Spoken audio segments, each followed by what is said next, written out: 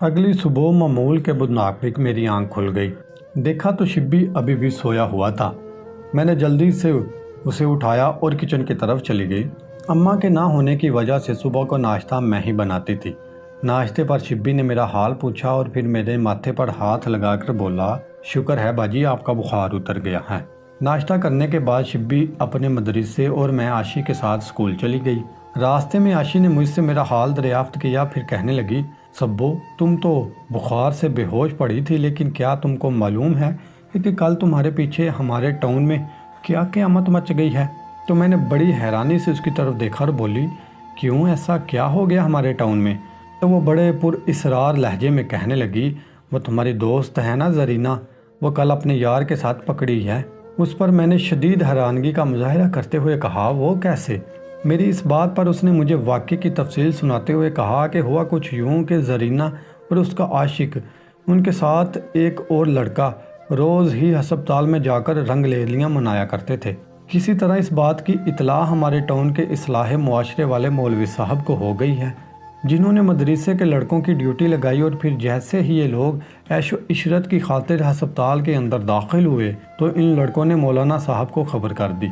और फिर कुछ ही देर बाद मौलाना साहब ने टाउन के मोअज़्ज़िज़ीन के साथ हस्पताल पर छापा मारा और वहाँ से 2 लड़के और एक लड़की को ऐन हालत गैर में पकड़ लिया। उसकी बात सुनकर मैंने शदीद हैरत का इजहार करते हुए उससे पूछा, अच्छा ये सब हो गया और तुमने मुझे उठाया तक नहीं।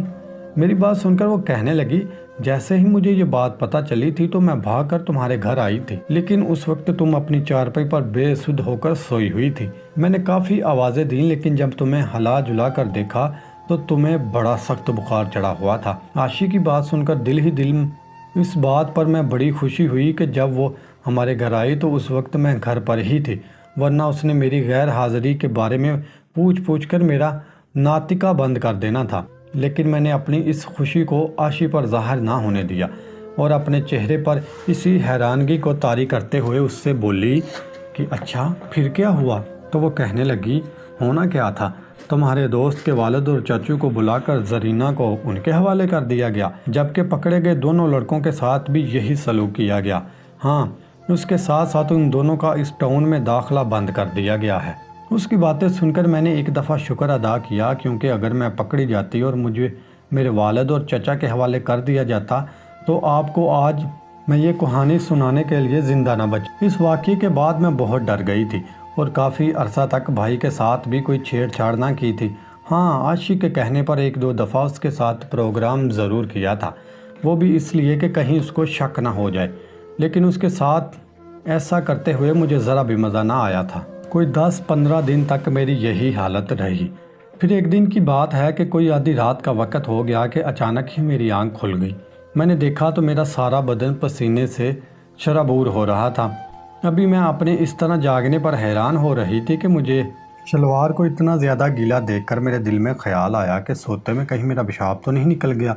चुनांचे ये ख्याल आते ही मैंने जल्द से अपनी शलवार की गीले जगह को चेक करने के लिए उस पर अपना हाथ लगाया तो उसकी गीली जगह पर मेरी उंगलियों को कुछ चिपचिपाहट सी महसूस हुई और उस पानी की वजह से मेरी शलवार बहुत ज़्यादा भीगी हुई थी। उसका मतलब ये था कि मुझे बहुत बड़ा एहतलाम हुआ था, जिसकी वजह से मेरी सारी शलवार भीग गई थी। अपनी शलवार को इतना ज़्यादा भीगा देखकर मुझ पर शहवत की मस्ती चढ़ने लगी और फिर मैंने भाई की तरफ देखते हुए अपनी शलवार घुटनों तक उतार दी।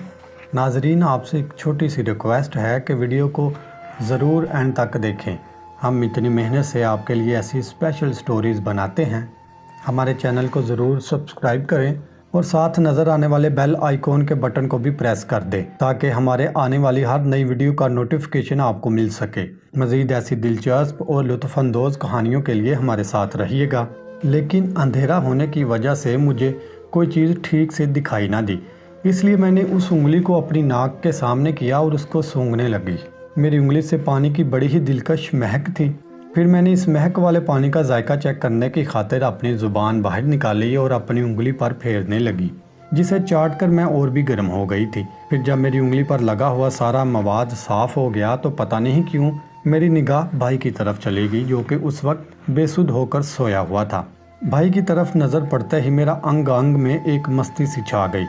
चुनाचा मैंने कुछ करने से पहले कमरे से बाहर जाकर एक चक्कर लगाया और फिर हर तरफ सन्नाटा सा पाकर वापस कमरे में आ गई और भाई को हिला जुला कर देखा तो उसे सोता हुआ पाया। अब मैंने उसके हाथ का पकड़ा और ख़ुद को मसलने लगी, फिर खुद ही ऊपर नीचे हिलने लगी। इस तरह भाई से मज़ा लेते हुए मैं एक दफ़ा और फ्री हो गई। उसके बाद मैंने दोबारा से भाई के साथ मस्त प्रोग्राम शुरू कर दिया। फिर एक दिन की बात है कि मैंने भाई के हाथ अपने सीने पर रखा हुआ था और उससे अपने सीने पर हौले हौले मसाज कर रही थी कि अचानक मुझे ऐसा महसूस हुआ कि जैसे भाई जाग रहा हो।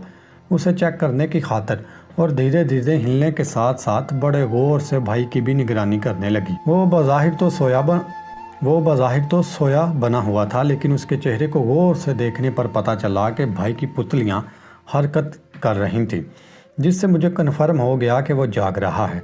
मैं समझ तो गई थी, लेकिन मैंने इस पर कुछ जाहिर ना होने दिया और रूटीन के मुताबिक अपना प्रोग्राम जारी रखा। ये उससे अगले दिन की बात थी कि दोपहर का वक्त था। स्कूल से वापस आकर मैं और वो कमरे में बैठे बातें कर रहे थे कि प्रोग्राम के मुताबिक अचानक ही बातों बातों में मैंने शिब्बी की आंखों में आंखें डालकर देखा और कहने लगी, शिब्बी तुम रात को जाग रहे थे ना। मेरी बात सुनकर वो एकदम से उछला और उसके साथ ही उसके चेहरे का रंग उड़ गया और वो मेरी तरफ देखकर हल्कलाते हुए बोला, ये आप क्या कह रही हो बाजी, मैं तो रात को सोया हुआ था। ये बात करके उसने अपना सर झुका लिया और नीचे की तरफ देखने लगा। उसका अंदाज देखकर मैं समझ गई कि वो झूठ बोल रहा है और मेरे 2-3 बार पूछने पर भी जब उसने अपना ना में जवाब दिया तो घी सीधी उंगली से ना निकलता हुआ देखकर मैंने उसकी तरफ देखते हुए बड़े ही दुरुस्त लहजे में कहा, सच सच बताओ वरना अभी उल्टे हाथ की दूंगी। मेरी झिड़क सुनकर भाई की सिट्टी गुम हो गई और उसने बड़े मजरू नज़र से मेरी तरफ देखा और सर झुका लिया, लेकिन मुंह से कुछ ना बोला।